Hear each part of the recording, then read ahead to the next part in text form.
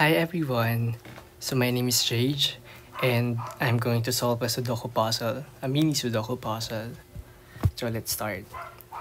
The goal of Sudoku is for us to solve this puzzle in a way that each row, each column, and each region is unique. Okay, so kung halimbawa numbers 1 to 6 to, kailangan makikita natin numbers 1 to 6. Magkakaiba at walang doble. Dito sa row, dito sa column, at pati na rin dito sa region. Okay? Ngayon, let's start. Tingnan natin muna dito sa region na to. Sa region na ito. Okay?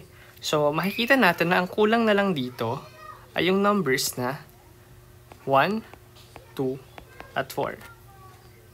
Titingin tayo ngayon sa ibang columns, regions, and rows. No? So, mga kulang nandito sa cell na to, yung mga blanco. Ngayon, kung mapapansin natin, meron tayong makikita ditong 1. Meaning, bawal na yung 1 dito, at saka dito. At ibig sabihin nito, na yung 1 is automatically dito na siya. Okay? And then, titingnan ulit natin sa part na to, sa neighboring cells niya, particularly sa columns. Okay? So, okay na tayo sa 1. Next is yung 2. Check natin yung 2. Yung 2 natin, meron tayong 2 dito. That is why, bawal yung 2 dito. Okay? Hence, yung 2 natin, malalagay na lang natin siya dito. At yung natitira ay yung 4. Okay? Next. So, kung mapapansin natin, itong row na to, isa na lang yung natitira sa kanya. So, ang number na lang na nandito would be 2. Okay? So, kumpletuhin na rin natin yung region kung nasa tayo naglagay ng 2. So, meron tayong 1, 2, 3, 4. Kulang na lang ay yung 5 at yung 6.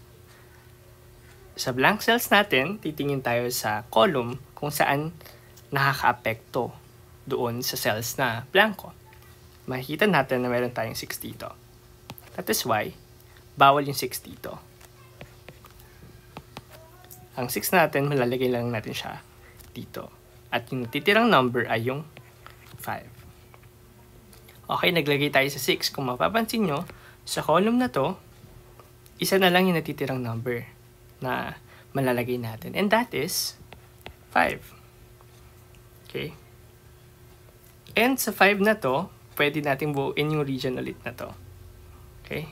Ang kulang na numbers ay 2 at saka 3. Pero mapapansin natin na meron tayong 2 dito.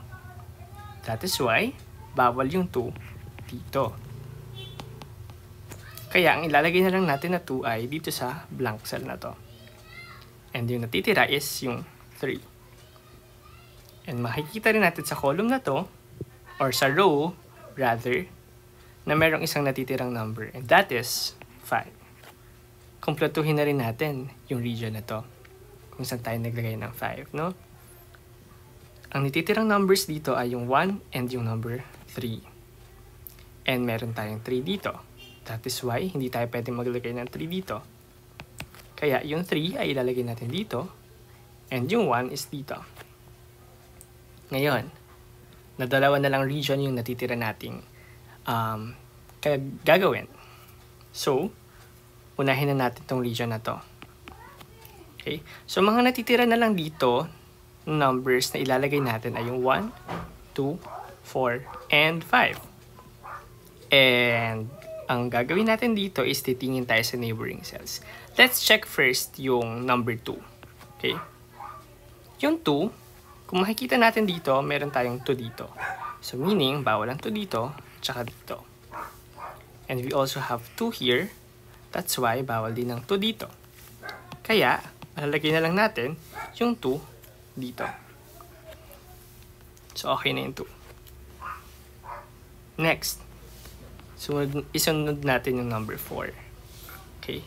Yung number 4, kung mapapansin mo, meron tayong 4 dito. Hence, lalagyan na lang natin yung 4 dito.